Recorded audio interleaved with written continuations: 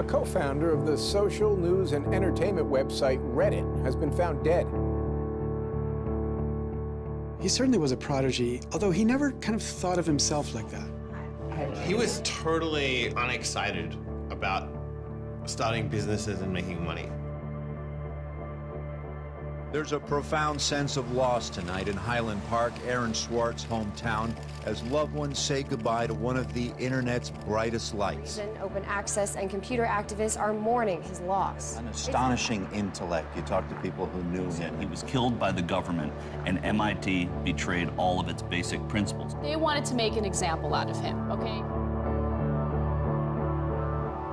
Governments have an insatiable desire to control. He was potentially facing 35 years in prison and a $1 million fine. Raising questions of prosecutorial zeal and I would say even misconduct. Have you looked into that particular matter and reached any conclusions? Growing up, I slowly had this process of realizing that all the things around me that people had told me were just the natural way things were, the way things always would be, they weren't natural at all. They were things that could be changed, and they were things that, more importantly, were wrong and should change. And once I realized that, there was really kind of no going back.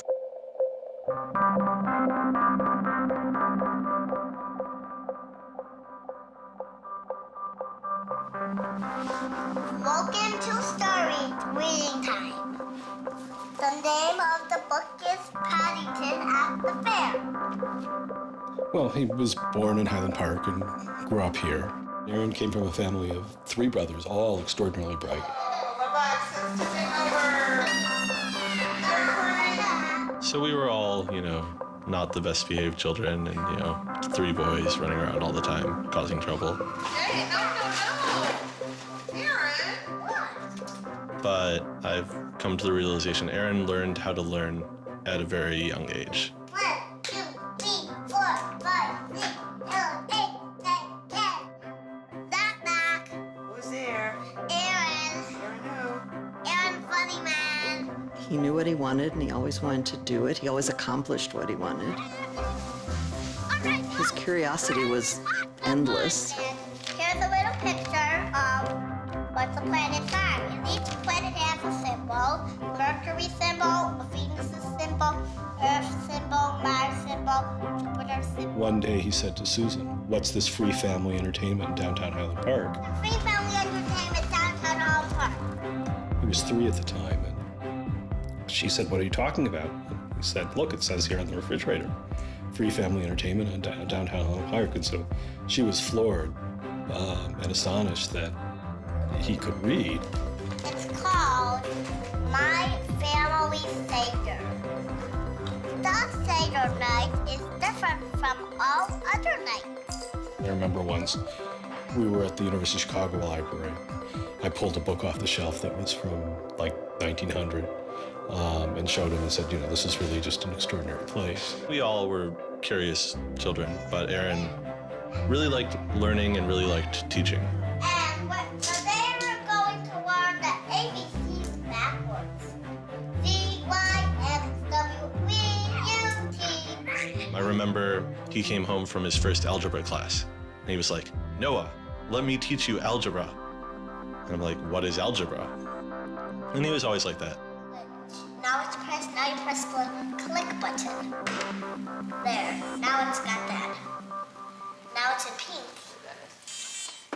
When he was about 2 or 3 years old, and Bob introduced him to computers, then he just took off like crazy on them. Go fast at 102 ABC. We all had computers, but Aaron really took to them, really took to the internet. Working at the computer? Mommy, why is nothing working? He started programming from a really young age. I remember the first program that I wrote with him was in BASIC, and it was a Star Wars trivia game. He sat down with me in the basement where the computer was for hours programming this game.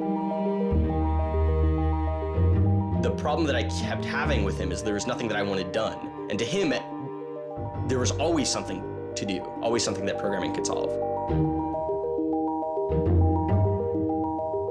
The way Aaron always saw it, is that programming is magic, right? You can accomplish these things that normal humans can't. Aaron made an ATM using like a Macintosh and like a cardboard box. One year for Halloween, I didn't know what I wanted to be, and he thought it'd be really, really cool if I dressed up like his new favorite computer, which at the time was the original iMac.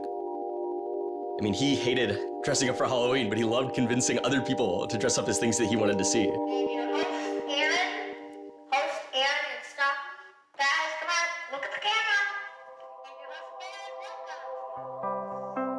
He made this website called The Info, where people can just fill in information. Like, I'm sure someone out there knows all about gold leafing. Why don't they write about that on this website? And then other people could come at a later point and read that information and edit the information if they thought it was bad. Not too dissimilar from Wikipedia, right? And this was before Wikipedia had begun, and this was developed by a 12-year-old in his room by himself, running on, this tiny server using ancient technology. And one of the teachers responds like, "This is a terrible idea. You can't just let anyone author the encyclopedia. The whole reason we have scholars is to write these books for us. How could you ever have such a terrible idea?" Me and my other brother would be like, "Oh, yeah, Wikipedia is cool, but we had that in our house like 5 years ago." Aaron's website, theinfo.org, wins a school competition hosted by the Cambridge-based web design firm Ars Digita. We all went to Cambridge for when he won the Ars Digita Prize. And, we had no clue what Aaron was doing. It was obvious that the prize was really important.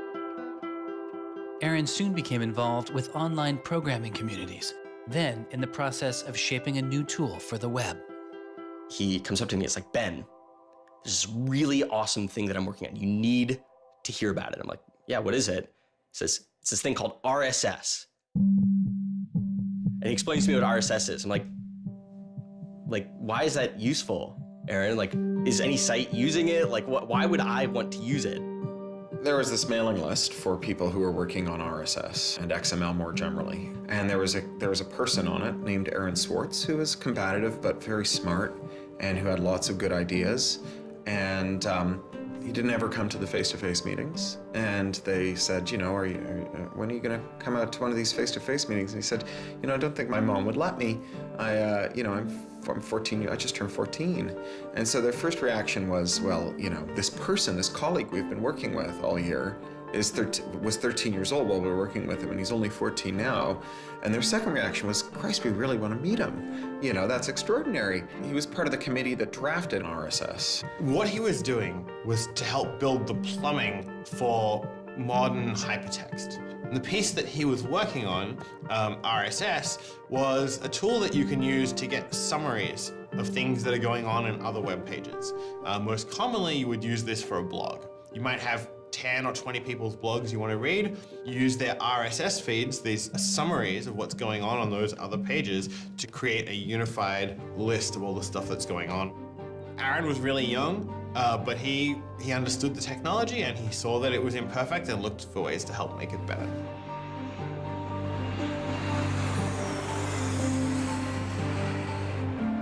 So his mom started bundling him on planes in Chicago. We'd pick him up in San Francisco. We'd introduce him to interesting people to argue with, and we'd marvel at his horrific eating habits. He only ate white food, only steamed rice and not fried rice because that wasn't sufficiently white, and white bread and so on. And you kind of marvel at this, the quality of the debate emerging from this, what appeared to be a small boy's mouth. And you think, this is a kid who's really going to go somewhere if he doesn't die of scurvy. Aaron, you're up.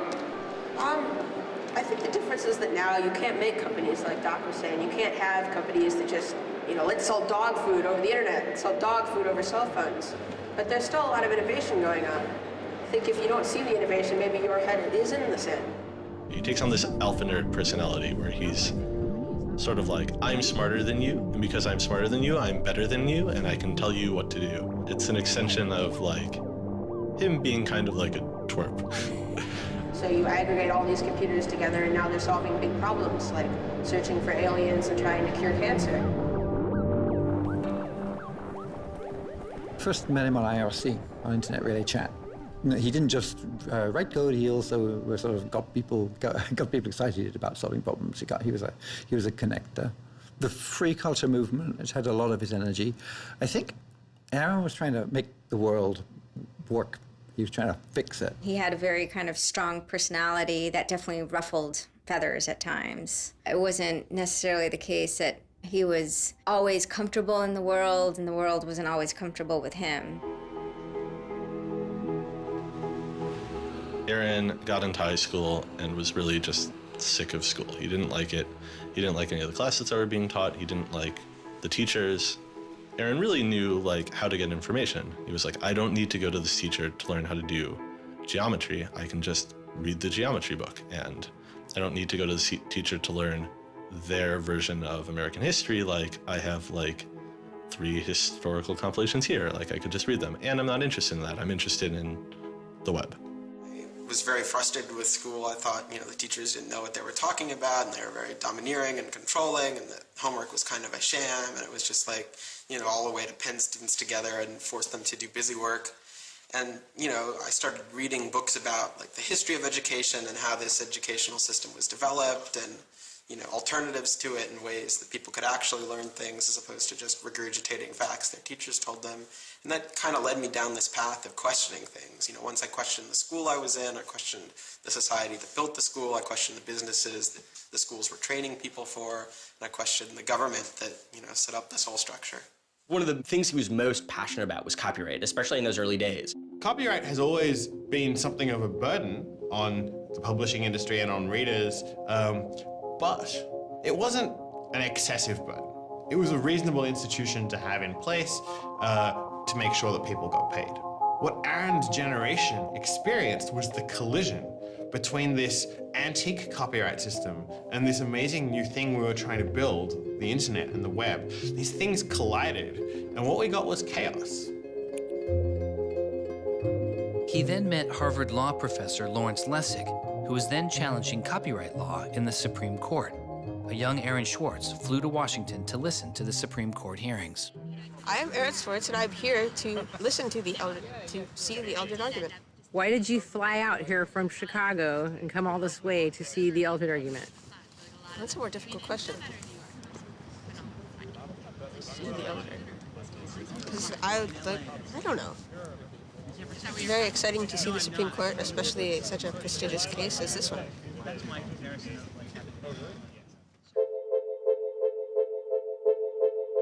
Lessig was also moving forward with a new way to define copyright on the internet. It was called Creative Commons. So the simple idea of Creative Commons is to give people, creators, a simple way to mark their creativity with the freedoms they intended to carry. So if copyright is all about all rights reserved, then this is a kind of some rights reserved model. It's I want a simple way to say to you, here's what you can do with my work, even if there are other things which you need to get my permission before you could do. And Aaron's role was the computer part. How do you architect the licenses so they would be simple and understandable and expressed in a way that machines could process it? And people are like, why do you have this, 15-year-old kid writing the specifications for the Creative Commons? Don't you think that's a huge mistake? And Larry's like, the biggest mistake we would have is not listening to this kid. He's not even tall enough to get over the podium, and it wasn't these movable podiums, so it was this embarrassing thing where once he put his screen up, nobody could see his face. When you come to our website here, and you go to choose license, it gives you this list of options, it explains what it means, and you fill out 3 simple questions. Do you want to require attribution? Do you want to allow commercial uses of your work? Do you want to allow modifications of your work? I was floored, just completely flabbergasted that these adults regarded him as an adult. And Aaron stood up there in front of a whole audience full of people and just started talking about the platform that he'd created for Creative Commons. And they were all listening to him. I was sitting at the back thinking, he's just a kid. Why are they listening to him? But they did. Well, I don't think I comprehended it fully. Though critics have said it does little to ensure artists get paid for their work, the success of Creative Commons has been enormous. Currently on the website Flickr alone, over 200 million people use some form of Creative Commons license. He contributed through his technical abilities, and yet it was not simply a technical matter to him. Aaron often wrote candidly in his personal blog. I think deeply about things, and I want others to do likewise. I work for ideas and learn from people. I don't like excluding people. I'm a perfectionist, but I won't let that get in the way of publication. Except for education and entertainment, I'm not going to waste my time on things that won't have an impact. I try to be friends with everyone, but I hate it when you don't take me seriously. I don't hold grudges. It's not productive, but I learn from my experience. I want to make the world a better place.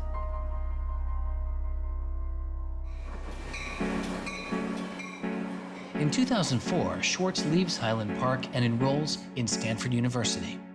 He had had ulcerative colitis, which was very troubling, and we were concerned about him taking his medication. He got hospitalized, and he would take this cocktail of pills every day. And one of those pills was a steroid, which stunted his growth and made him feel different from many of the other students. Aaron, I think, shows up at Stanford ready to do scholarship and finds himself in effectively a babysitting program for overachieving high schoolers who, in 4 years, are meant to become, captains of industry and one percenters. And I think it just made him bananas. In 2005, after only 1 year of college, Swartz was offered a spot at the new startup incubation firm called Y Combinator, led by Paul Graham. And he's like, hey, I have this idea for a website. And Paul Graham likes him enough and says, yeah, sure. So Aaron drops out of school, moves to this apartment. So this used to be Aaron's apartment when he moved here. I have vague memories of my father telling me how difficult it was to get a lease because Aaron had no credit and he dropped out of college. Aaron lived in what's now the living room, and some of the posters are left over from when Aaron lived here. And then the library. There are more books, but a lot of them are Aaron's. Aaron's Y Combinator site was called Infogami, a tool to build websites. But Infogami struggles to find users, and Swartz eventually merges his company with another Y Combinator project in need of help. It was a project headed by Steve Huffman and Alexis Ohanian, called Reddit. There we were, starting from almost nothing. No users, no money, no code, and growing day by day into a hugely popular website. And it showed no signs of letting up. First we had 1,000 users, then 10,000, then 20,000, and on and on. It was just incredible. Reddit becomes huge, and it's a real sort of geeky corner of the internet. There's a lot of humor, there's a lot of art, and there's just people who flock to the site and make that site the main site they go to every morning to get their news. Reddit kind of just borders on chaos at some level. So on the one hand, it's a place where people discuss news of the day, technology, politics, and issues. And yet there is a lot of kind of not safe for work material, offensive material. There's some subreddits where trolls find a welcome home. And so in that sense, Reddit has been kind of home to controversy as well. It kind of sits on that edge of chaos. Reddit catches the attention of the corporate magazine giant Condé Nast, who makes an offer to buy the company. Some large amount of money, large enough that my dad was getting bugged with questions about how do I store this money? Like a lot of money. Like a lot of money. Probably more than $1 million, but I don't actually know. And he is how old at the time? 19, 20.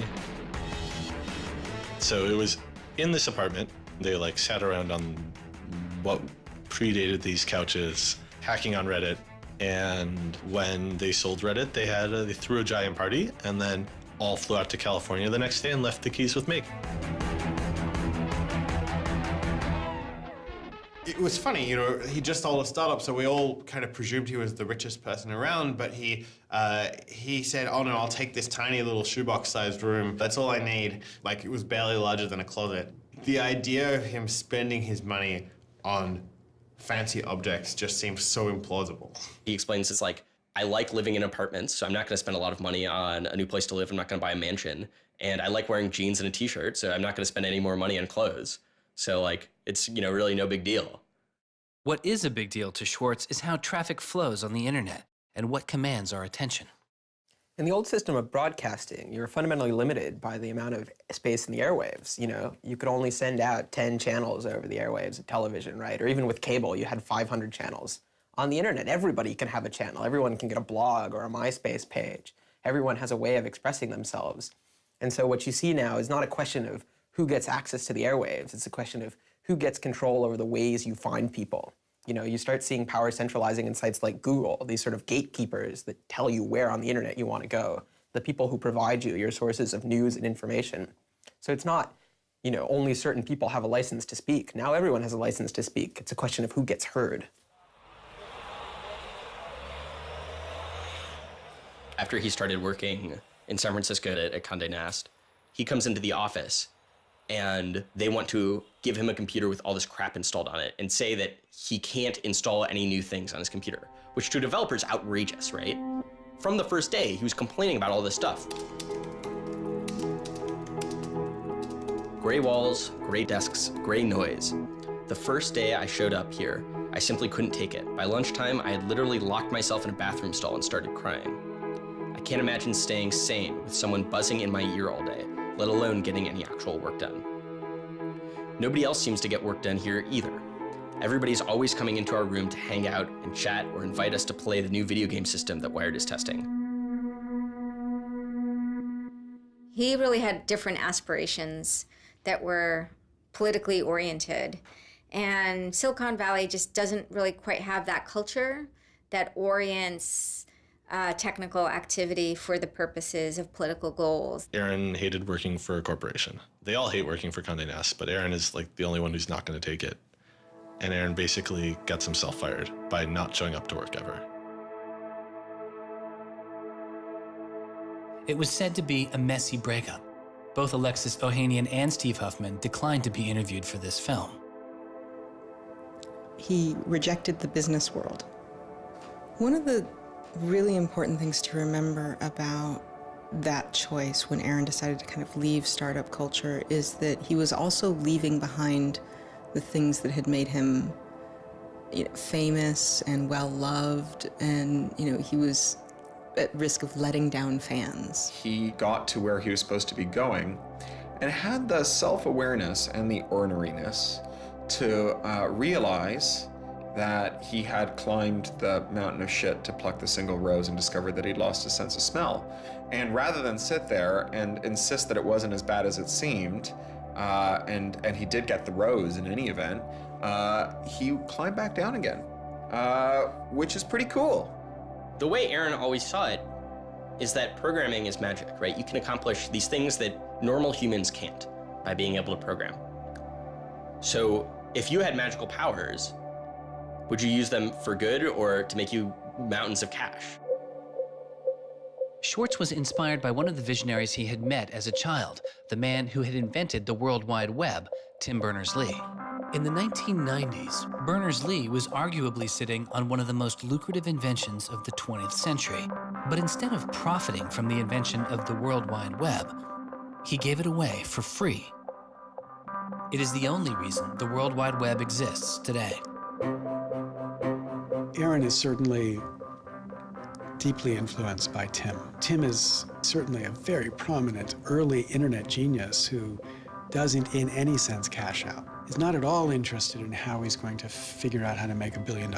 People would have seen, there's money to be made there. So there would have been lots of little webs instead of one big one. And one little web, and lots of little webs doesn't work because you can't follow links from one to the other. You know, you had to have the critical mass for this thing was the entire planet. So it's not going to work unless the whole planet can get on board.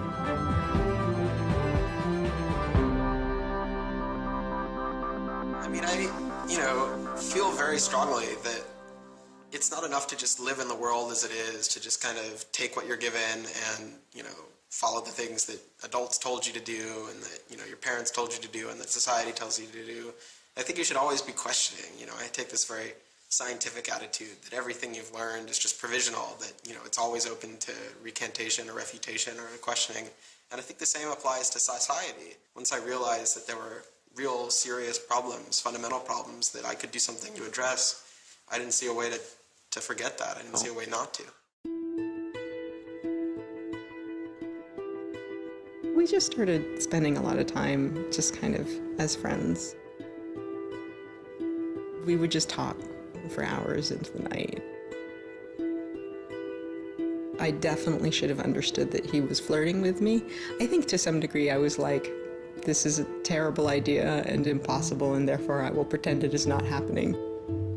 As my marriage was breaking down and I was really stuck without anywhere to go, we became roommates and brought my daughter over.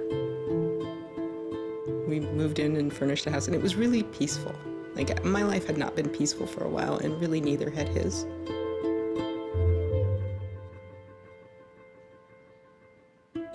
We were extremely close from the beginning of our romantic relationship. We were in constant contact, but we're both really difficult people to deal with. In a very Ally McBeal discussion, he confessed he had a theme song, and I made him play it for me. It was Extraordinary Machine by Fiona Apple. I think it was just that sense of kind of being a little bit embattled that the song has. And it also had like this hopefulness to it. By foot it's a slow climb, but I'm good at being uncomfortable, so I can't stop changing all the time. Because in many ways, Aaron was tremendously optimistic about life. Even when he didn't feel it, he could be tremendously optimistic about life. Extraordinary machine. What are you doing? Flickr has video now. Swartz threw his energy into a string of new projects involving access to public information, including an accountability website called watchdog.net and a project called the Open Library. So the Open Library project is a website that you can visit at openlibrary.org. And the idea is to be a huge wiki, an editable website with one page per book. So for every book ever published, we want to have a web page about it that combines all the information from publishers, from booksellers, from libraries, from readers onto one site, and then gives you links where you can buy it, you can borrow it, or you can browse it. I love libraries. You know, I'm the kind of person who goes to a new city and immediately seeks out the library. So that's the dream of Open Library, is building this website where both you can leap from book to book, from person to author, from subject to idea, go through this vast tree of knowledge that's been embedded and lost in big physical libraries that's hard to find, that's not very well accessible online, is really important because books are a cultural legacy. You know, books are the place people go to write things down, and to have all that swallowed up by one corporation is kind of scary. How can you bring public access to the public domain? It may sound obvious that you'd have public access to the public domain, but in fact, it's not true. So the public domain should be free to all, but it's often locked up. There's often, guard cages. It's like having a national park, but with a moat around it and gun turrets pointed out in case somebody might want to actually come and enjoy the public domain. One of the things Aaron was particularly interested in was bringing public access to the public domain. This is one of the things that got him into so much trouble. I had been trying to get access to federal court records in the United States. What I discovered was a puzzling system called PACER, which stands for Public Access to Court Electronic Records. I started Googling, and that's when I ran across Carl Malamud. Access to legal materials in the United States is a $10 billion per year business. PACER is just this incredible abomination of government service. It's 10 cents a page. It's this most brain-dead code you've ever seen. You can't search it. You can't bookmark anything. You got to have a credit card. And these are public records. It's you know, U.S. district courts are very important. It's where a lot of our seminal litigation starts, you know, civil rights cases, patent cases, all sorts of stuff. And journalists and students and citizens and lawyers all need access to PACER, and it fights them every step of the way. People without means can't see the law as readily as people that have that gold American Express card. It's a poll tax on access to justice. You know, the law is the operating system of our democracy, and you have to pay to see it. You know, that's not much of a democracy. They make about $120 million a year on the PACER system, and it doesn't cost anything near that, according to their own records. In fact, it's illegal. The E-Government Act of 2002 states that the courts may charge only to the extent necessary in order to reimburse the costs of running PACER.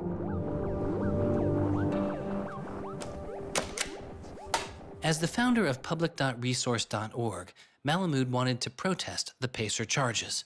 He started a program called the PACER Recycling Project, where people could upload PACER documents they had already paid for to a free database so others could use them. The PACER people were getting a lot of flack from Congress and others about public access.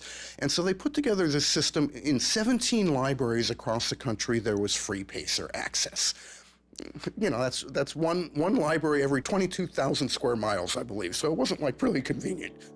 I encouraged volunteers to join the so-called Thumb Drive Corps and download docs from the public access libraries, upload them to the PACER recycling site. People take a thumb drive into one of these libraries and they download a bunch of documents and they send them to me. And nothing, I mean, it was just a joke. In fact, when you clicked on Thumb Drive Core, there was a Wizard of Oz, you know, the Munchkins singing, so a little video clip came up. We represent the Lollipop Guild. But of course, I get this phone call from Steve Schultz and Aaron saying, gee, we'd like to join the Thumb Drive Corps. Around that time, I ran into Aaron at a conference. This is something that really has to be a collaboration between a lot of different people. So I approached him and I said, hey, I'm thinking about an intervention on the PACER problem. Schultz had already developed a program that could automatically download PACER documents from the trial libraries. Swartz wanted to take a look. So I showed him the code. And I didn't know what would come next, but as it turns out, over the course of the next few hours at that conference, he was off sitting in a corner, improving my code, recruiting a friend of his that lived near one of these libraries to go into the library and to begin to test his improved code, at which point the folks at the courts realized something's not going quite according to plan. And data started to come in and come in and come in, and soon there were 760 gigabytes of PACER docs, about 20 million pages. Using information retrieved from the trial libraries, Swartz was conducting massive, automated parallel downloading of the PACER system. He was able to acquire nearly 2.7 million federal court documents, almost 20 million pages of text. Now, I'll grant you that 20 million pages had perhaps exceeded the expectations of the people running the Pilot Access Project, but surprising a bureaucrat isn't illegal. Aaron and Carl decided to go talk to the New York Times about what happened. They also caught the attention of the FBI, who began to stake out Schwartz's parents' house in Illinois. But I get a tweet from his mother saying, call me. It's like, oh my God, what the hell's going on here? And so I finally got a hold of Aaron, and you know, Aaron's mother was like, oh my God, FBI, FBI, FBI. An FBI agent drives down our home's driveway trying to see if Aaron is like in his room. And I remember being home that day and wondering why this car was driving down our driveway and just driving back out. I was like, that's weird. Like 5 years later, I read this FBI file and I'm like, oh my goodness. That was the FBI agent in my driveway. He was terrified. He was totally terrified. He was way more terrified after the FBI actually called him up on the phone and tried to sucker him into coming down to a coffee shop without a lawyer He said he went home and laid down on the bed and you know, was shaking. The downloading also uncovered massive privacy violations in the court documents. Ultimately, the courts were forced to change their policies as a result. And the FBI closed their investigation without bringing charges. To this day, I find it remarkable that anybody, even at the most remote podunk field office of the FBI, thought that a fitting use for taxpayer dollars was investigating people for criminal theft on the grounds that they had made the law public. How can you call yourself a lawman and think that there can possibly be anything wrong in this whole world with making the law public? Aaron was willing to put himself at risk for the causes that he believed in. Bothered by wealth disparity, Swartz moves beyond technology and into a broader range of political causes. I went into Congress and I invited him to come and hang out and intern for us for a while so that he could learn, you know, the political process. He was sort of learning about a new community, a new set of skills, and kind of learning to hack politics. It seems ridiculous that miners should have to hammer away until their whole bodies are dripping with sweat, faced with the knowledge that if they dare to stop, they won't be able to put food on the table that night, while I get to make larger and larger amounts of money each day just by sitting and watching TV. But apparently the world is ridiculous.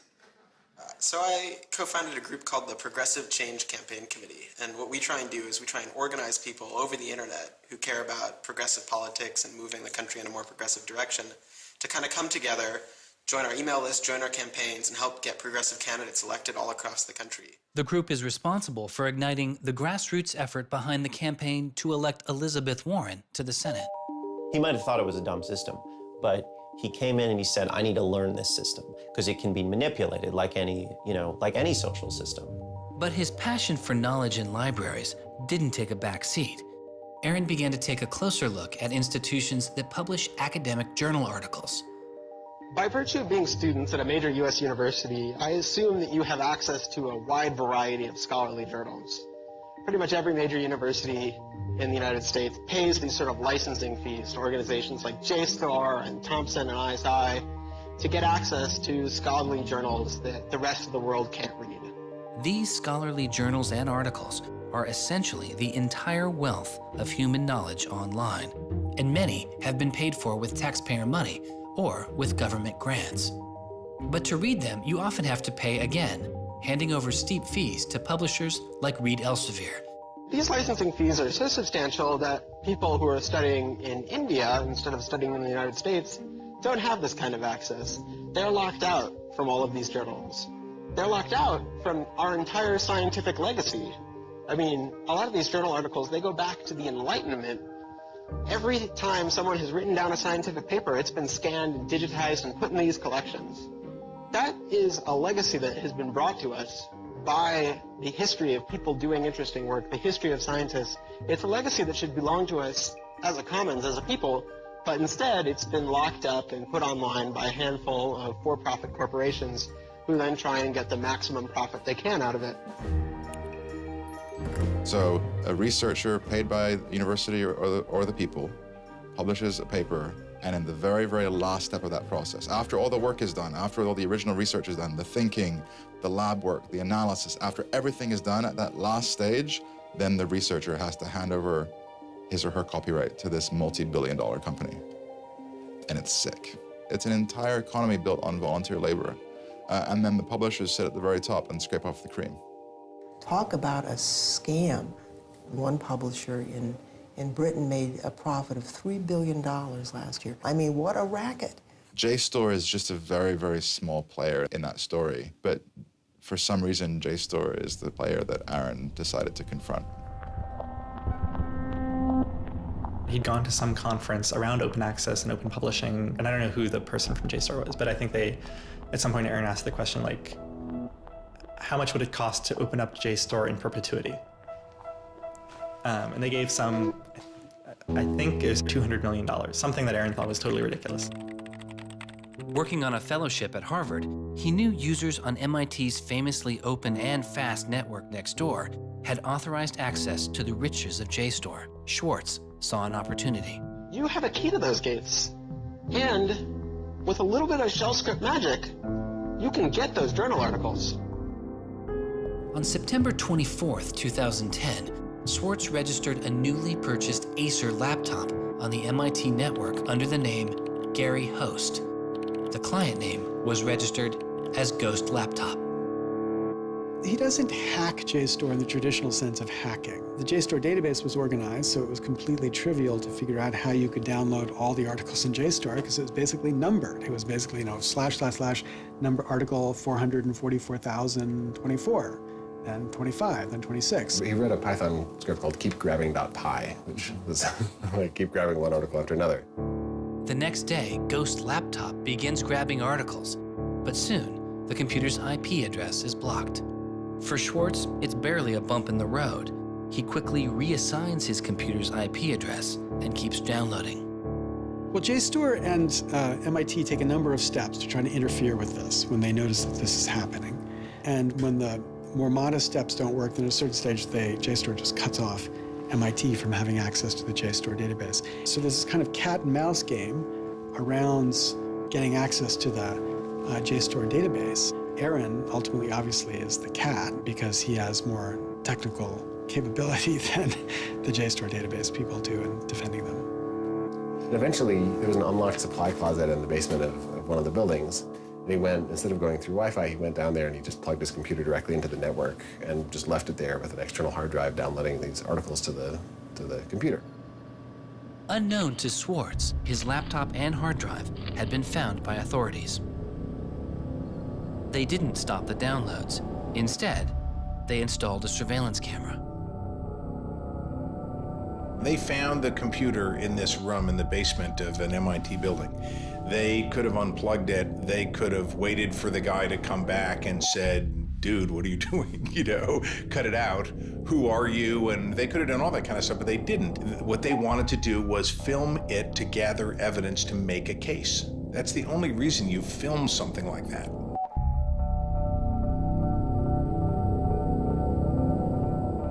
At first, the only person caught on the glitchy surveillance camera was using the closet as a place to store bottles and cans.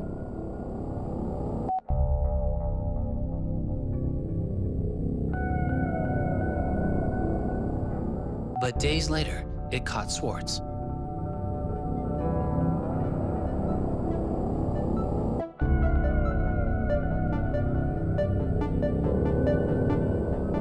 Swartz is replacing a hard drive. He takes it out of his backpack, leans out of frame for about 5 minutes, and then leaves.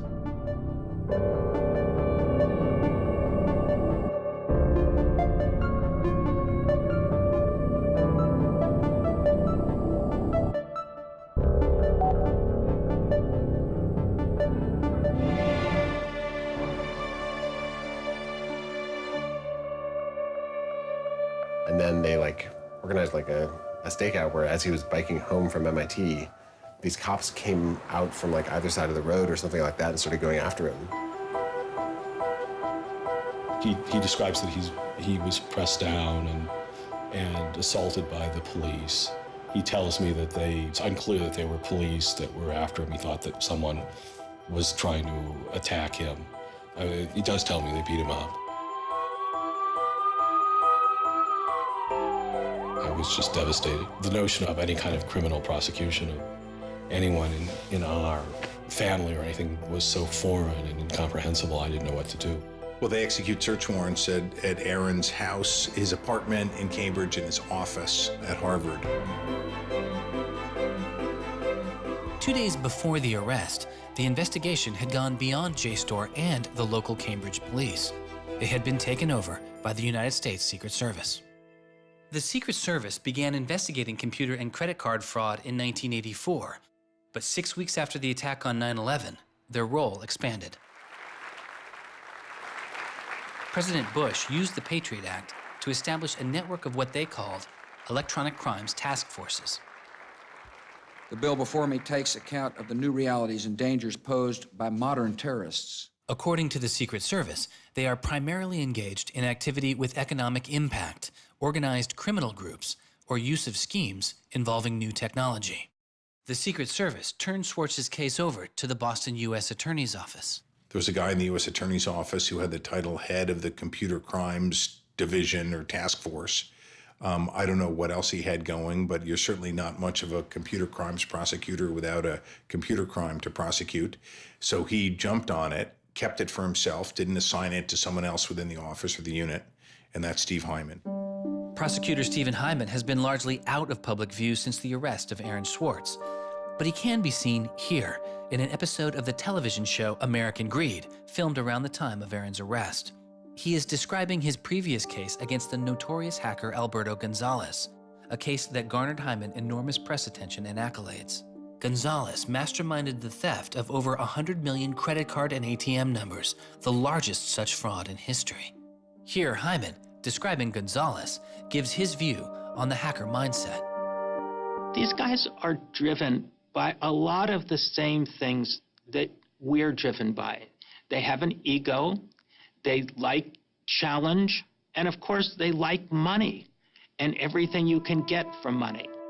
One of the suspects implicated in the Gonzalez case was a young hacker named Jonathan James.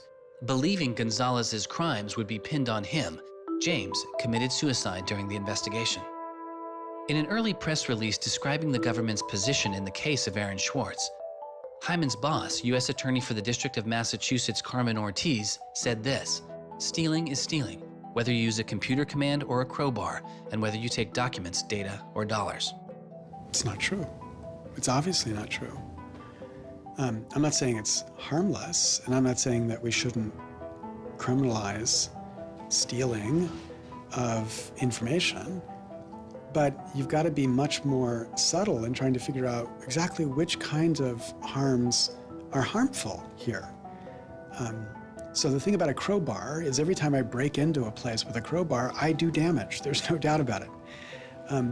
But when Aaron writes a script that says download, download, download 100 times in a second, there's no obvious damage to anybody. If he does that for the purpose of gathering archive to do academic research on it, there is never any damage to anybody. He wasn't stealing, he wasn't selling what he got or giving it away. He was making a point, as far as I could tell. The arrest took its toll on Swartz. He just wouldn't talk about it. And he's like very stressed. If you thought like the FBI was like going to come to your doorstep any day, anytime you went down the hall, even to do your laundry, and they would break into your apartment because you left the door unlocked, like, I'd be pretty stressed. And it was clear. And so Aaron was always sort of like in like a dour mood.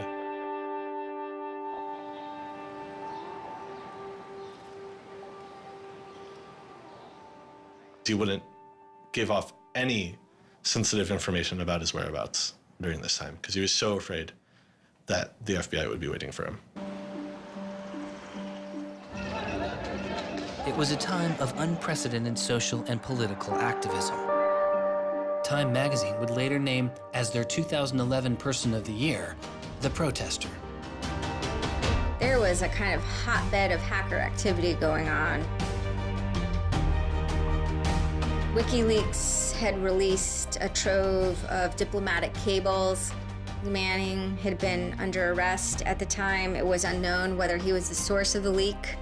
Anonymous, which is a kind of protest ensemble that has a lot of hackers in its ranks, were going on various sprees of sorts.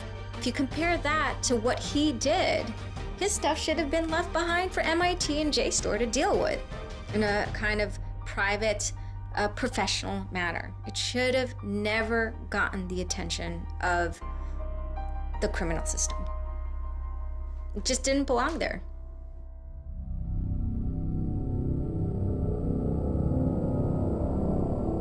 Before he was indicted, Swartz was offered a plea deal that involved 3 months in prison, time in a halfway house, and a year of home detention, all without the use of a computer. It was on the condition that Swartz plead guilty to a felony. Here we are. We have no discovery, no evidence whatsoever about what the government's case is, and we have to make this immense decision where the lawyer is pushing you to do this, the government is giving you a non-negotiable demand, and you're told that your likelihood of prevailing is small, so whether you're guilty or not, you're better off taking the deal. Boston has its own computer crimes division with lots of lawyers, probably more lawyers than they need. So, you can imagine all sorts of cases where it'd be really hard to prosecute because you've got some criminals in Russia, or you've got some people inside of a corporation that are going to have $500 lawyers or $700 an hour lawyers sitting down against you. And then you've got this case with this kid, which is pretty easy to prove that he did something, and he's already marked himself as a troublemaker with the FBI, so why not go as tough as you can in here against that guy? It's good for you, the prosecutor. It's good for the Republic because you're fighting all those terrorist types. I was so scared. I was so scared of having my computer seized. I was so scared of going to jail because of my computer being seized. I had confidential material from sources from my previous work on my laptop. And that is above all my priority, is to keep my sources safe. I was so scared of what was going to happen to Ada. Aaron told me that they'd offered him a deal, and he finally just said that he would take it if I told him to. And I came real close to saying take it. He had developed like serious political aspirations in the intervening time between when, that moment when he ended that entrepreneurial startup life and begun this new life that had come to this political activism. And he just didn't believe that he could continue in his life with a felony. He said to me one day, we were walking by the White House, and he said to me, they don't let felons work there.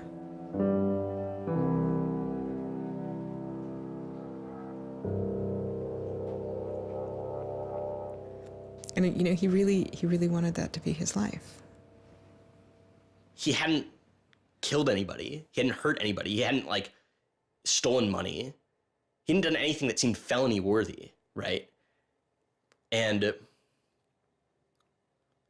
there is this idea that there's no reason that he should be labeled a felon and taken away his right to vote in many states for doing what he did. That's just outrageous. It makes sense for him to be, maybe fined a bunch of money or, asked not to come back to MIT again.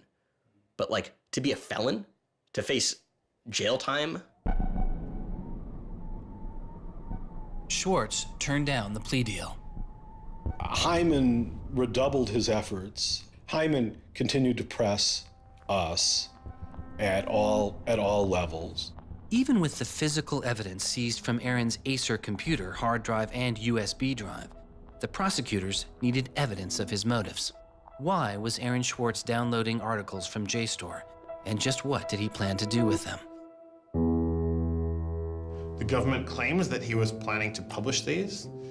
We don't really know whether that was his real intention, because Aaron also had a history of doing projects where he'd analyze giant data sets of articles in order to learn interesting things about them. The best evidence for that was that when he was at Stanford, he also had downloaded the whole Westlaw legal database.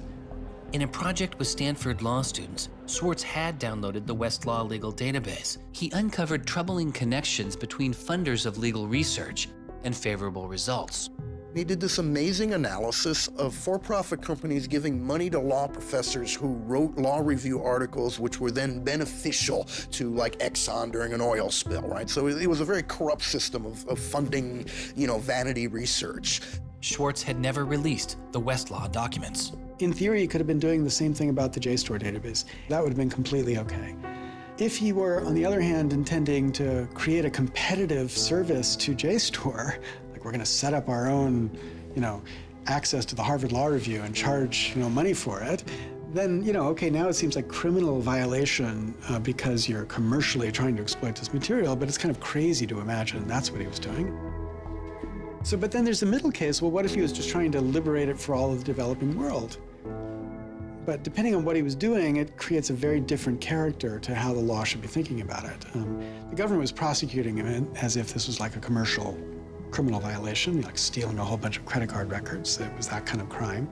I don't know what he was going to do with that database, but I heard from a friend of his that Aaron had told him he was going to analyze the data for evidence of corporate funding of climate change research that led to biased results. And I totally believe that. I was just told that Steve wanted to talk to me. And I thought, maybe this is a way I could get out of this. Just exit the situation. And I didn't want to live in fear of having my computer seized. I didn't want to live in fear of having to go to jail on a contempt of court charge if they tried to compel me to decrypt my computer. When they came to me and said, Steve wants to talk to you, that seemed reasonable. They offered Norton what is known as a Queen for a Day letter, or a proffer. It allowed prosecutors to ask questions about Aaron's case. Norton would be given immunity from prosecution herself for any information she revealed during the meeting. I didn't like it. I told my lawyers repeatedly that this seemed fishy. I didn't like this. I didn't want immunity. I didn't need immunity. I hadn't done anything. But they were really, really stringent that they did not want me meeting the prosecutor without immunity. But just to be clear, this is a Queen for a Day deal, a proffer. Right, a proffer letter. In which you basically handed information over to them in exchange for protection from prosecution. So it wasn't handing information over. It was, at least that's not how I saw it. It was just having a discussion, having an interview with them. Well, they're asking you questions. They're asking me and questions. They can ask about whatever they want. Right. And whatever they learn, I really, right, and I repeatedly tried to go in naked. I repeatedly tried to turn down the proffer letter. I was ill. I was being pressured by my lawyers. I was confused. I was not doing well by this point. I was depressed and I was scared and I didn't understand the situation I was in. I had no idea why I was in this situation. I hadn't done anything interesting, much less wrong. We went out of our minds. Aaron was clearly very distraught about it. We were very distraught about it. Aaron's attorneys were very distraught about it. We tried to get Quinn to change attorneys. I was very unused to being in a room with large men, well-armed, that are continually telling me I'm lying and that I must have done something.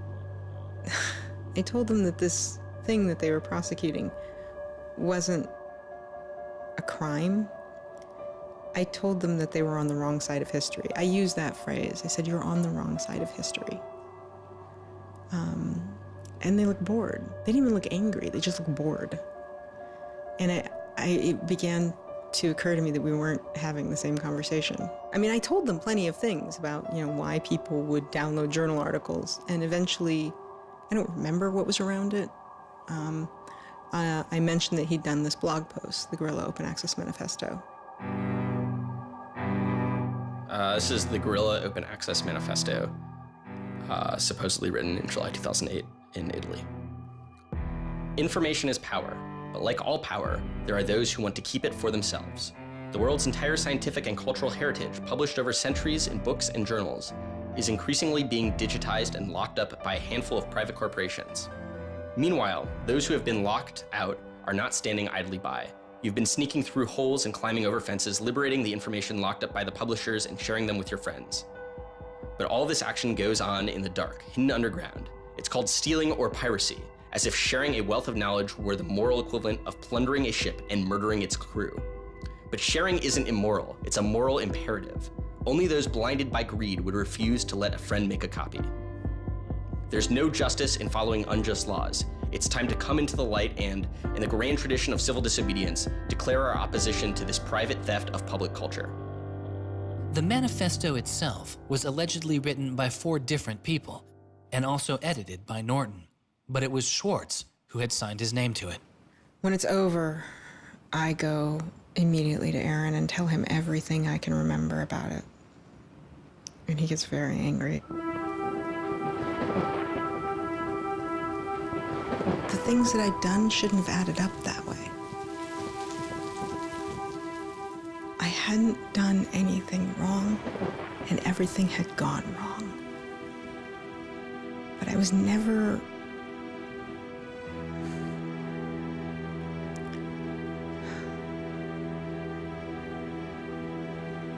I'm still angry. I'm still angry that you can try your best with these people to do the right thing, and they will turn everything against you, and they will hurt you with anything they can. And in that moment, I regret that I said what I did. But my much larger regret is that we have settled for this, that we are okay with this, that we are okay with a justice system that tries to game people into little traps so they can ruin their lives. So yeah, I wish I hadn't said that, but I am much, much angrier that this is where I am. That this is what we as a people think is okay. They used every method that I think they could think of to get her to provide information which would be unhelpful to Aaron and helpful to the prosecution of Aaron. Right. But you know, I don't think she had information that was helpful to the government. Months go by as Swartz's friends and family await a looming indictment. In the meantime, Swartz was becoming a go-to expert on a series of internet issues. To you then, do you think that the internet is something that should be considered a human right and something that the government cannot take away from you? Yes, definitely. I mean, this notion that national security is an excuse to shut down the internet, that's exactly what we heard in Egypt and Syria and all these other countries. And so, yeah, it's true. Sites like WikiLeaks are going to be putting up some embarrassing material about what the U.S. government does, and people are going to be organizing to protest about it and try and change their government. You know, and that's a good thing. That's what all these First Amendment rights of free expression, of freedom of association are all about. And so the notion that we should try and shut those down, I think, just goes against very basic American principles. The principle, I think, is one that our founding fathers would have understood. If the internet had been around back then, instead of putting post offices in the Constitution, they would have put ISPs. Well, it's definitely interesting to see how... Swartz meets activist Taryn Steinbrickner Kaufman, and the two begin to date. We need a massive global public outcry. If there's no massive global public outcry, it won't create any change. You know, 4 people in this city should cause a massive global public outcry. You know, we need a petition signer. Without telling her specifics, he warned her he was involved in something he called simply the bad thing. And I had sort of crazy theories, like that he was having an affair with Elizabeth Warren or something. I speculated both Hillary Clinton and Elizabeth Warren, actually, but so sometime in probably late July, Aaron called me, and I happened to pick up, and he said, you know, the bad thing might be in the news tomorrow. Do you want me to tell you, or do you want to read about it in the news? And I said, well, I want you to tell me. And he said, well, I've been arrested for downloading too many academic journal articles, and they want to make an example out of me. And I was like, that's it? That's the big fuss? Really? Like, this doesn't sound like a very big deal. On July 14th, 2011, federal prosecutors indict Swartz on 4 felony counts. He gets indicted on the same day that like 2 people in England who are part of LulzSec get arrested, and like a few other real hackers. And Aaron is just like someone who kind of looks like a hacker, enough that they can like, you know, put his head on a stake and like put it on the gates. Aaron went to surrender, and they arrested him. They then strip searched him, took away his shoelaces, took away his belt, and left him in solitary confinement. The District of Massachusetts United States Attorney's Office released a statement saying Swartz faces up to 35 years in prison, to be followed by 3 years of supervised release, restitution, forfeiture, and a fine of up to $1 million. He is released on $100,000 bail. The same day, the primary victim in the case, JSTOR, formally drops all charges against Swartz and declines to pursue the case. JSTOR, they weren't our friends, they weren't helpful or friendly to us, but they also were just kind of like, we're not part of this. JSTOR and their parent company, Ithaca, also sidestepped requests to talk with this film. But at the time, they released a statement saying it was the government's decision whether to prosecute, not JSTOR's. And so it's our belief that with that, the case will be over. That we should be able to get Steve Hyman to drop the case or settle it in some rational way. And the government refused. Why? Well, because I think they wanted to make an example out of Aaron. And they said they wanted to, the reason why they wouldn't move on requiring a felony conviction and jail time was that they wanted to use this case as a case of for deterrence. They told us that. They told you that? Yes. This was going to be an example? Yes. He was going to be an example? Yes. Steve Hyman said that. Deterring who? Like, there's other people out there running around logging onto JSTOR and downloading the articles to make a political statement? I mean, who are they deterring? It would be easier to understand the Obama administration's posture of supposedly being for deterrence if this was an administration that, for instance, prosecuted arguably the biggest economic crime that this country has seen in the last 100 years, the crimes that were committed that led to the financial crisis on Wall Street. When you start deploying the non-controversial idea of deterrence only selectively, you stop making a dispassionate analysis of lawbreaking, and you started deciding to deploy law enforcement resources specifically on the basis of political ideology. And that's not just undemocratic, it's supposed to be un-American. Prosecutor Stephen Hyman later reportedly told MIT's outside counsel that the straw that broke the camel's back was a press release sent out by an organization Swartz founded called Demand Progress. According to the MIT account, Hyman reacted to the short statement of support, calling it a wild internet campaign and a foolish move that moved the case from a human one-on-one level to an institutional level. That was a poisonous combination. A prosecutor who didn't want to lose face, who had a political career in the offing maybe, and didn't want to have this come back and haunt them. You spent how many tax dollars arresting someone for taking too many books out of the library and they got your ass handed to you in court? No way. I then moved to try to put pressure on MIT in various ways to get them to go to the government and request the government to stop the prosecution. What is MIT's reaction to that? There doesn't seem to be any reaction from MIT at that point.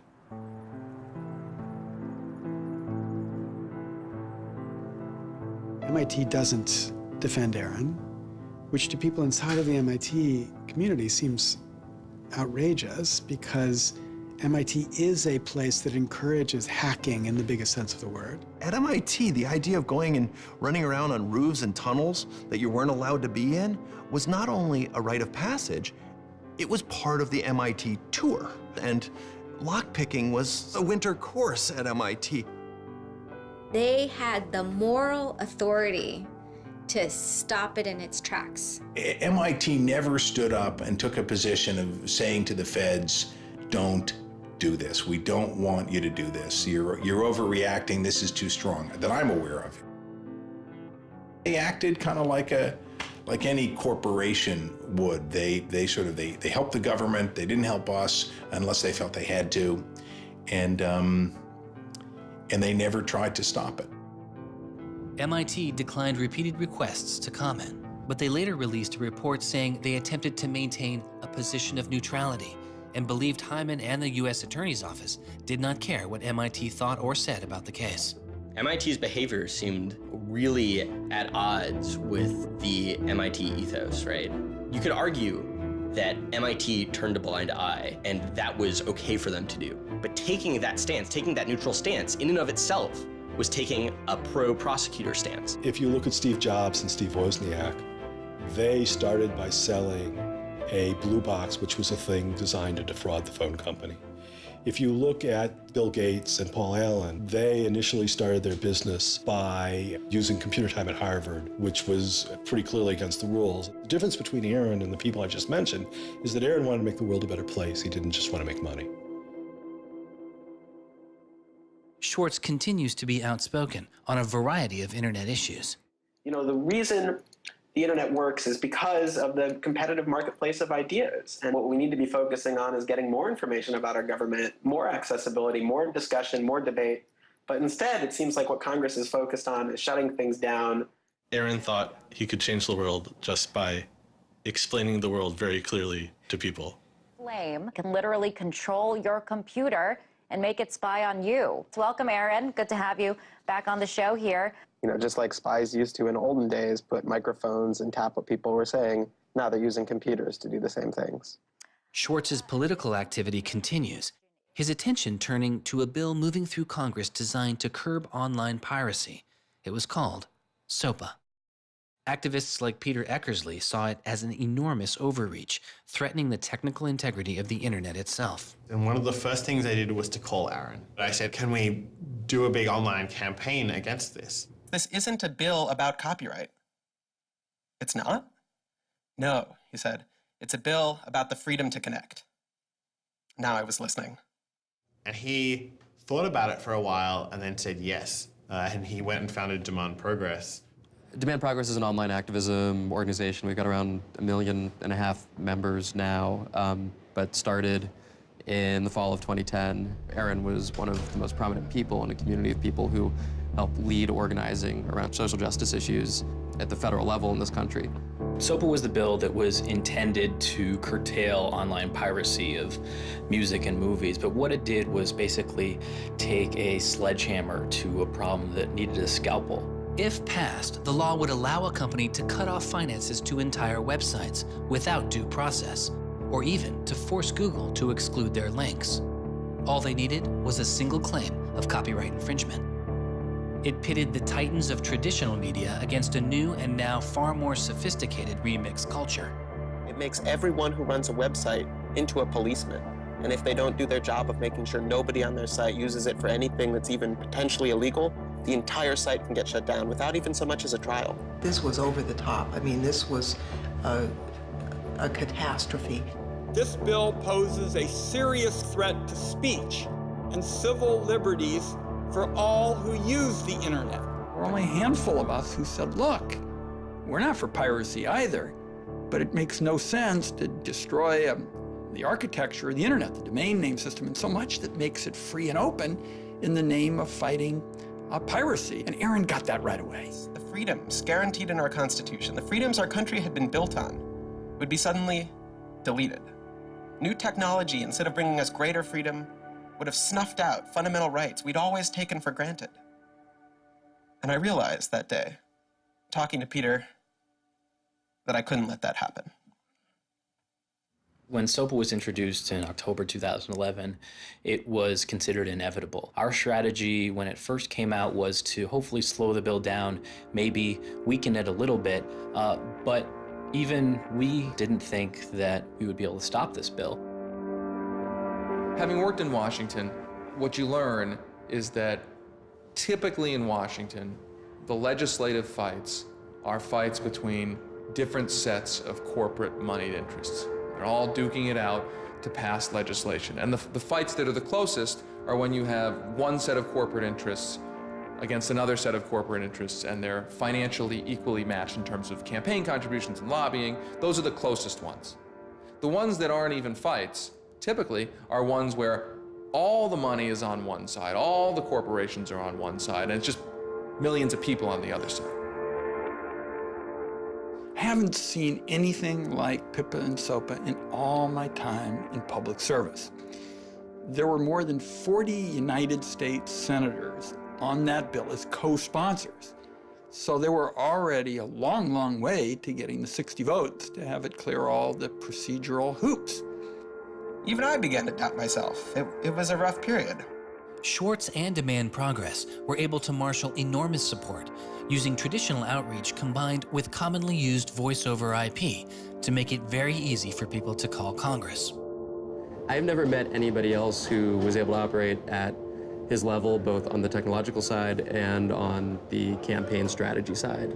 Millions of people contacted Congress and signed anti-SOPA petitions.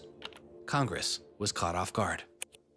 There was just something about watching those clueless members of Congress debate the bill, watching them insist they could regulate the internet and a bunch of nerds couldn't possibly stop them. I am not a nerd. I'm just not enough of a nerd. Maybe we ought to ask some nerds what this thing really does. Let's have a hearing, bring in the nerds.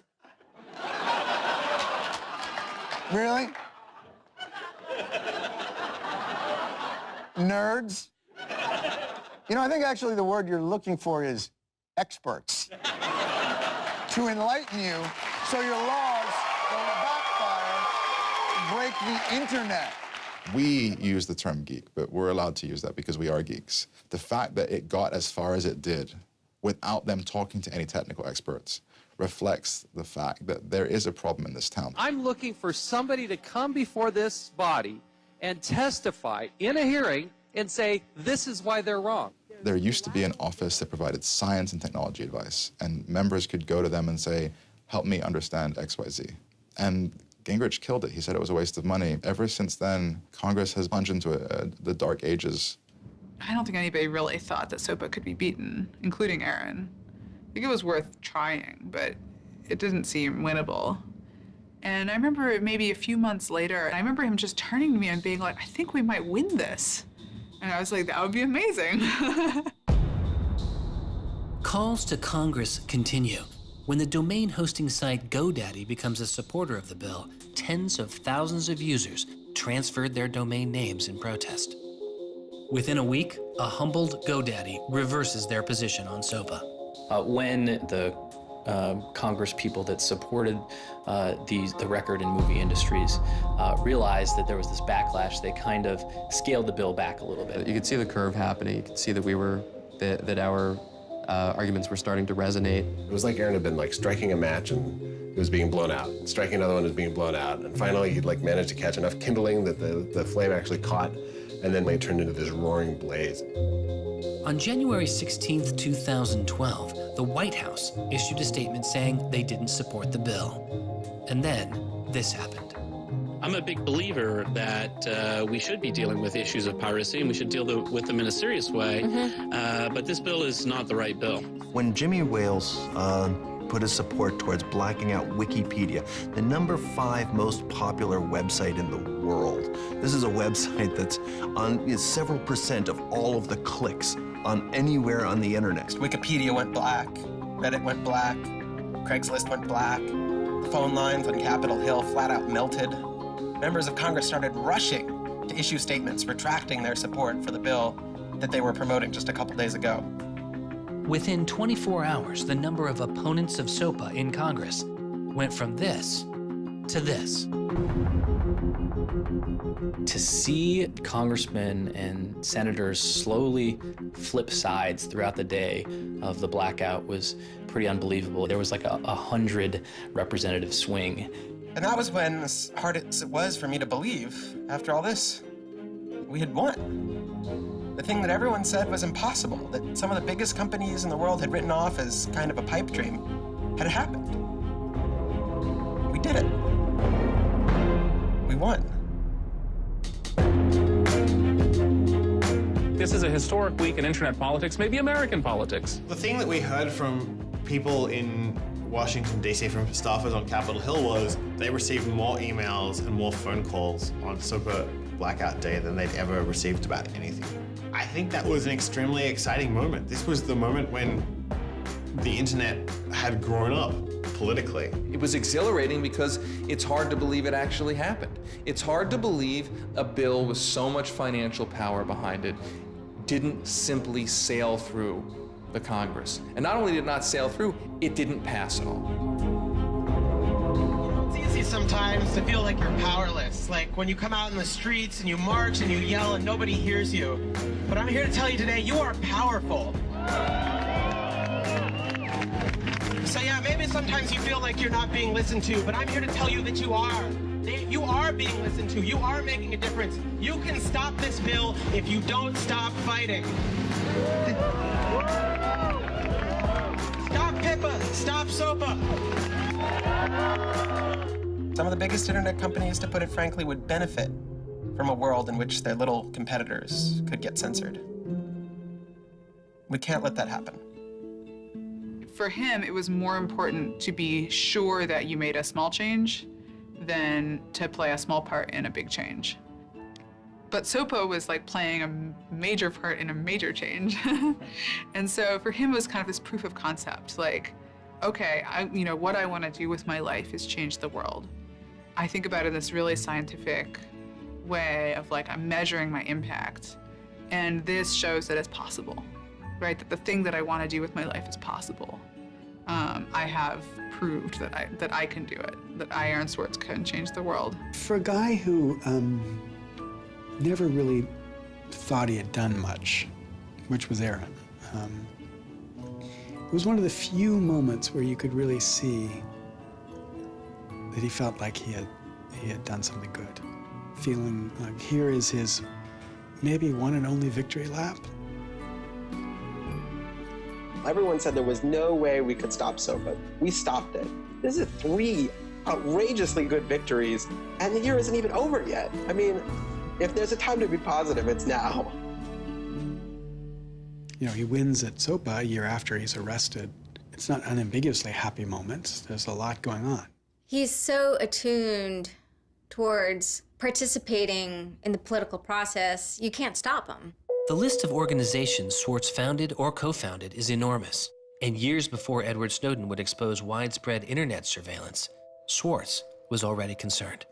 It is shocking to think that the accountability is so lax that they don't even have sort of basic statistics about how big the spying program is. And if the answer is, oh, we're spying on so many people we can't possibly even count them, then that's an awful lot of people, right? It would be one thing if they said, look, you know, we know the number of telephones we're spying on, we don't know exactly how many real people that corresponds to, but they just came back and said, we can't give you a number at all.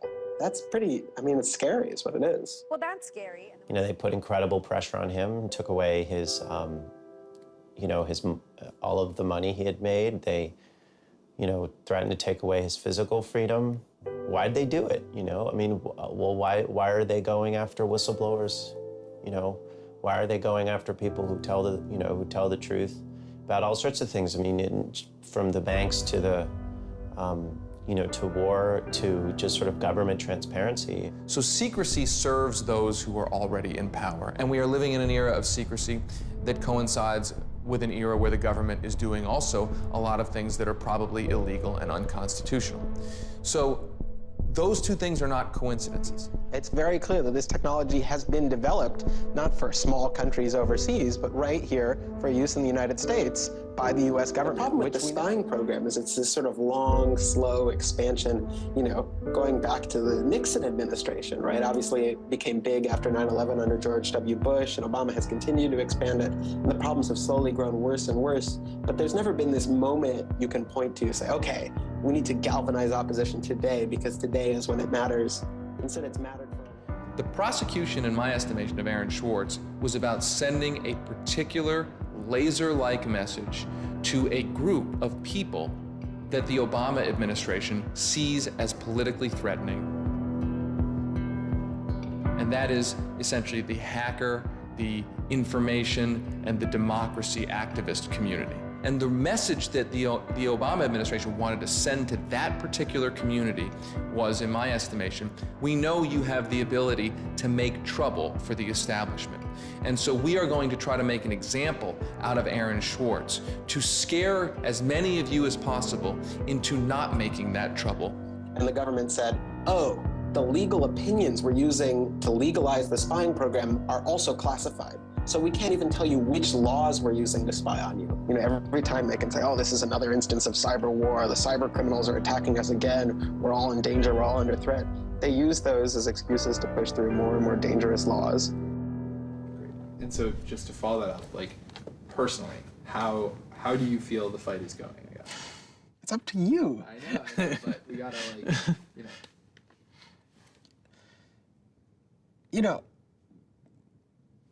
there's sort of these two polarizing perspectives, right? Everything is great. The internet has created all this freedom and liberty and everything's gonna be fantastic. Or everything is terrible. The internet has created all these tools for cracking down and spying and, you know, controlling what we say. And the thing is, both are true, right? The internet has done both. And both are kind of amazing and astonishing. And which one will win out in the long run is up to us. It doesn't make sense to say, oh, one is doing better than the other. You know, they're both true. And it's up to us which ones we emphasize and which ones we take advantage of, because they're both there and they're both always going to be there.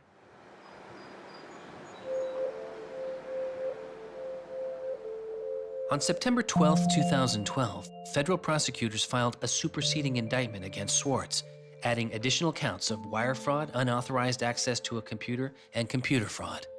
Now, instead of 4 felony counts, Swartz was facing 13.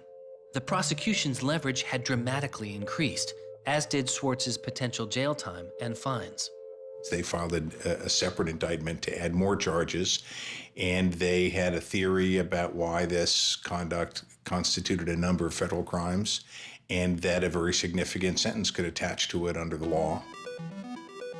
That theory, and much of the prosecution's case against Swartz, involved a law created originally in 1986. It is called the Computer Fraud and Abuse Act. The Computer Fraud and Abuse Act was inspired by the movie War Games with Matthew Broderick, which is a great movie. I have you now. In this movie, a kid gets the ability through the magic of computer networks to launch a nuclear attack. That's not actually possible, and it certainly wasn't possible in the 80s, but apparently this movie scared Congress enough to pass the original Computer Fraud and Abuse Act. This is a law that's just behind the times. For example, that penalizes terms of service kinds of arrangements. You can have something like eHarmony or Match.com, and somebody sort of inflates their own personal characteristics, and all of a sudden, depending on the jurisdiction and the prosecutors, they could be in a whole host of troubles. We all know what terms of use are. Most people don't read them, but not abiding by their terms could mean you are committing a felony. The website terms of service often say things like, be nice to each other, or don't do anything that's improper. The idea that the criminal law has anything to say about these kinds of violations, I think strikes most people as crazy. The examples get even more crazy. Until it was changed in March of 2013, the terms of use on the website of Hearst's 17 magazine said you had to be 18 in order to read it. I would say that the way the CFA has been interpreted by the Justice Department, we are probably all breaking the law. Vague and prone to misuse, the CFAA has become a one-size-fits-all hammer for a wide range of computer-related disputes. Though not the only factor in his case, 11 of the 13 charges against Swartz involved the Computer Fraud and Abuse Act. The question why hangs over much of the story of Aaron Swartz. Just what was motivating the government, and what would their case have been? The Department of Justice declined requests for answers, but Professor Oren Kerr is a former prosecutor who has studied the case. So I think I come about this case from a different direction than other people on a number of reasons. I was a federal prosecutor at the Justice Department for 3 years before I started teaching. The government came forward with an indictment based on what crimes they thought were committed, just as a purely lawyers matter, looking at the precedents, looking at the statute, looking at the history, looking at the cases that are out there so far. I think it was a fair indictment based on that. You can debate whether they should have charged this case. There's just a lot of disagreement. Some people are on the open access side, some people are not. I think the government took Swartz's guerrilla open access manifesto very seriously. And I think they saw him as somebody who was committed as a moral imperative to breaking the law to overcome a law that Swartz saw as unjust. And in a democracy, if you think a law is unjust, there are ways of changing that law. There's going to Congress, as Swartz did so masterfully with SOPA. Or you can violate that law in a way to try to nullify that law. And I think what was driving the prosecution was the sense that Swartz was committed not just to breaking the law, but to really making sure that law was nullified, that everyone would have access to the database in a way that you couldn't put the toothpaste back into the tube. It would be done, and Swartz's side would win.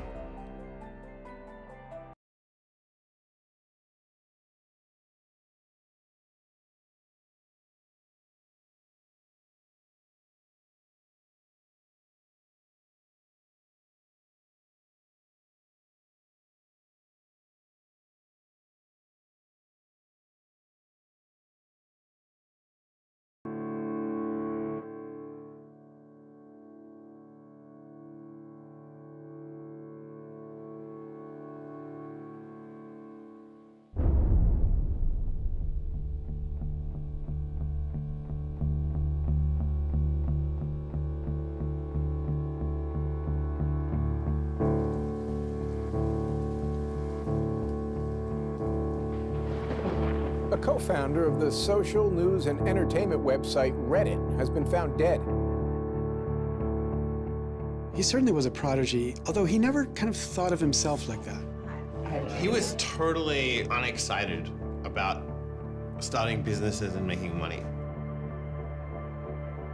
There's a profound sense of loss tonight in Highland Park, Aaron Swartz' hometown, as loved ones say goodbye to one of the internet's brightest lights. Open access and computer activists are mourning his loss. An astonishing intellect. You talk to people who knew him. He was killed by the government, and MIT betrayed all of its basic principles. They wanted to make an example out of him, okay? Governments have an insatiable desire to control. He was potentially facing 35 years in prison and a $1 million fine. Raising questions of prosecutorial zeal and I would say even misconduct. Have you looked into that particular matter and reached any conclusions?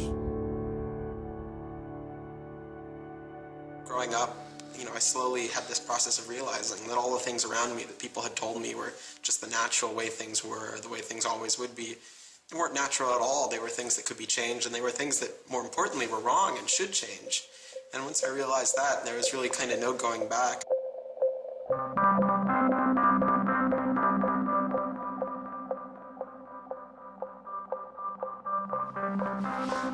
Welcome to Story Reading Time. The name of the book is Paddington at the Fair. Well, he was born in Highland Park and grew up here. Aaron came from a family of 3 brothers, all extraordinarily bright.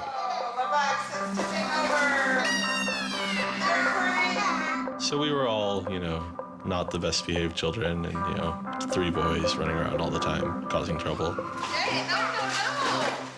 Aaron, But I've come to the realization Aaron learned how to learn at a very young age. 1, 2, 3, 4, 5, 6, 7, 8, 9, 10.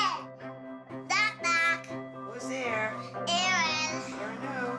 Aaron Funny Man. He knew what he wanted, and he always wanted to do it. He always accomplished what he wanted.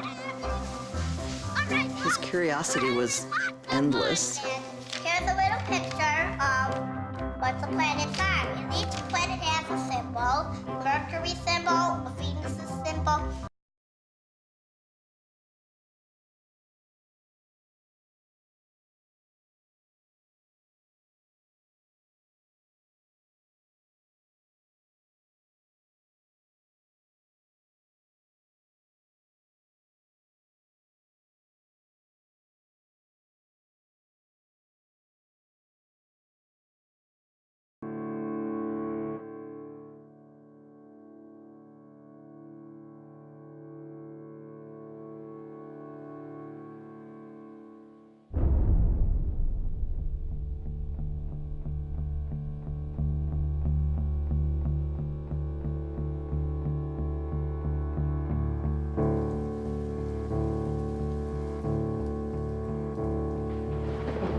A co-founder of the social news and entertainment website Reddit has been found dead. He certainly was a prodigy, although he never kind of thought of himself like that. He was totally unexcited about starting businesses and making money. There's a profound sense of loss tonight in Highland Park, Aaron Swartz' hometown, as loved ones say goodbye to one of the internet's brightest lights. Open access and computer activists are mourning his loss. An astonishing intellect. You talk to people who knew him. He was killed by the government, and MIT betrayed all of its basic principles. They wanted to make an example out of him, okay?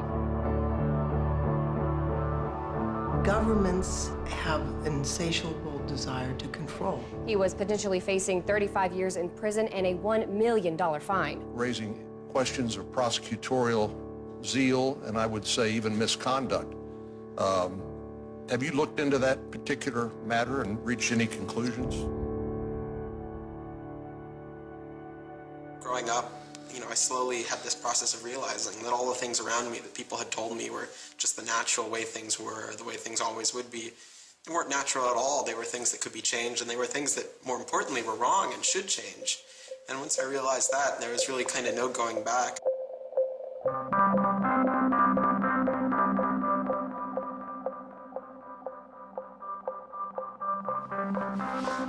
Welcome to Story Reading Time. The name of the book is Paddington at Well, he was born in Highland Park and grew up here. Aaron came from a family of 3 brothers, all extraordinarily bright. So we were all, not the best behaved children and, 3 boys running around all the time, causing trouble. Hey, no. Aaron! But I've come to the realization Aaron learned how to learn at a very young age. 1, 2, 3, 4, 5, 6, 7, 8, 9, 10. Knock, knock. Who's there? Aaron. Aaron who? Aaron, funny man. He knew what he wanted, and he always wanted to do it. He always accomplished what he wanted. His curiosity was endless. Here's a little picture of what's a planet sign. And each planet has a symbol. Mercury symbol, Venus symbol, Earth symbol, Mars symbol, Jupiter symbol. One day he said to Susan, "What's this free family entertainment in downtown Highland Park?" Free family entertainment downtown Highland Park. He was 3 at the time, and she said, "What are you talking about?" And he said, "Look, it says here on the refrigerator, free family entertainment in downtown Highland Park." And so she was floored and astonished that he could read. It's called My Family Seder. That Seder night is different from all other nights. I remember once we were at the University of Chicago Library. I pulled a book off the shelf that was from like 1900 and showed him and said, "This is really just an extraordinary place." We all were curious children, but Aaron really liked learning and really liked teaching. And so they were going to learn the ABCs backwards. Z-Y-X-W-V-U-T. I remember he came home from his first algebra class, and he was like, "Noah, let me teach you algebra." And I'm like, "What is algebra?" And he was always like that. Now you press the click button. There, now it's got that. Now it's in pink. When he was about 2 or 3 years old, and Bob introduced him to computers, and he just took off like crazy on them.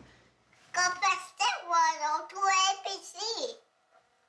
We all had computers, but Aaron really took to them, really took to the internet.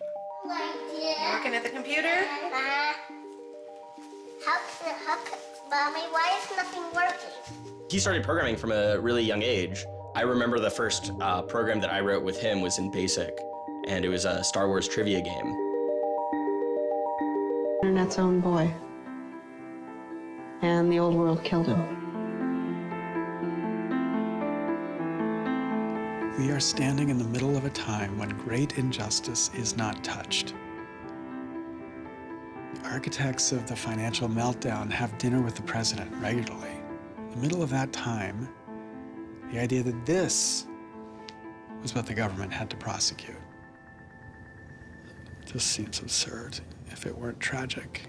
The question is, can we do something, given what's happened, to make the world a better place? And how can we further that legacy? That's the only question one can ask. All over the world, there were starting to be hackathons and gatherings. Aaron Swartz has, in some sense, brought the best out of us in trying to say, how do we fix this? He was, in my humble opinion, one of the true extraordinary revolutionaries that this country has produced. I don't know whether Aaron was defeated or victorious, but we are certainly shaped by the hand of the things that he wrestled with.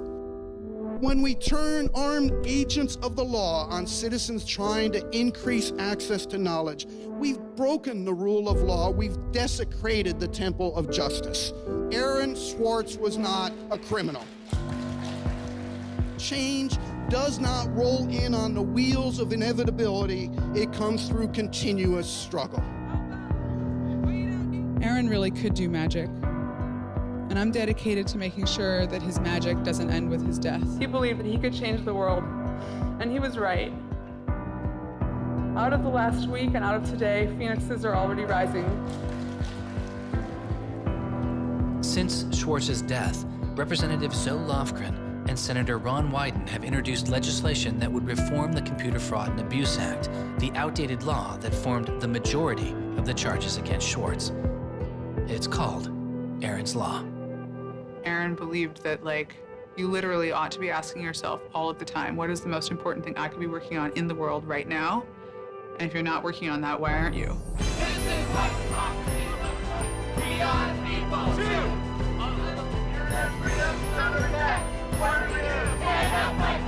Internet freedom is under attack. What do we do? Hey, hey, go home. Our Northeast has got to go. Hey, hey. I wish we could change the past, but we cannot. But we can change the future, and we must. We must do so for Aaron. We must do so for ourselves. We must do so to make our world a better place, a more humane place, a place where justice works and access to knowledge becomes a human right. So there was a kid back in February from Baltimore, 14 years old, who had access to JSTOR. And he'd been spelunking through JSTOR after reading something.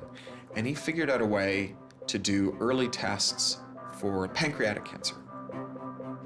And pancreatic cancer kills the shit out of you because we detect it way too late. By the time we detect it, it's already too late to do anything about it. He sent emails off to the entire oncology department at Johns Hopkins, you know, hundreds of them. And every 14-year-old kid, yeah, and most of them ignored it, right? But one of them like sent him an email back and said, this is not an entirely stupid idea. Why don't you come on over? And this kid worked evenings and weekends with this researcher.